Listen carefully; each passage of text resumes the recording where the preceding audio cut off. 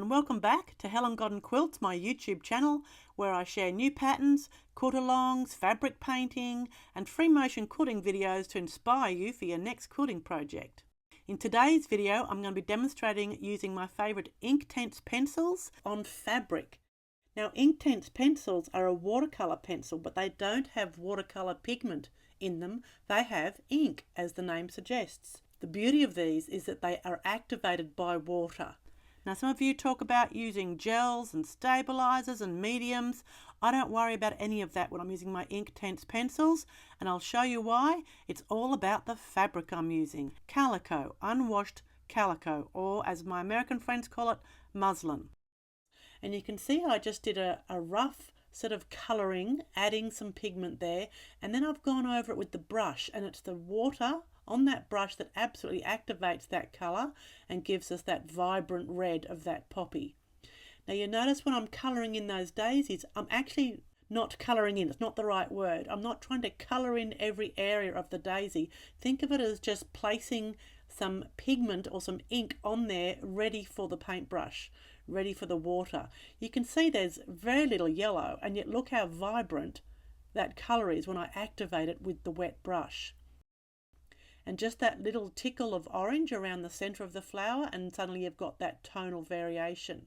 A lot of colour comes from a very small amount of the actual pencil on that surface. Therefore, once it's actually dry, that ink has sunk into the fabric and is now permanent.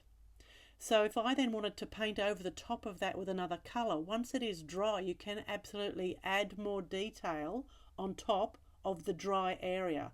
That's one of the absolute beauties of these pencils.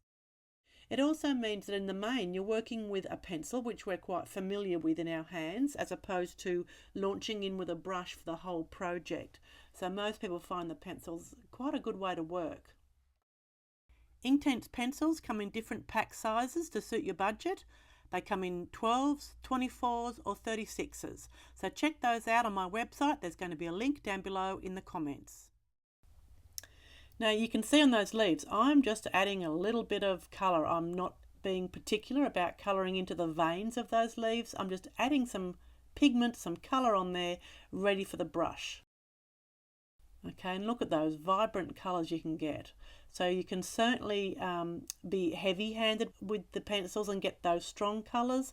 But any minute now I'm going to show you how I do the background and get a really soft pastel-y wash. You can also work these pencils back into those wet areas. So on those leaves where they're actually currently wet, I could actually bring a different green or a brown or whatever I wanted on top, and it would mix in with the wet green. Okay, so you can add more colour while it is wet. Those colours are going to blend and merge and give you that beautiful watercolour variation whilst they are wet. Once dry, they're permanent.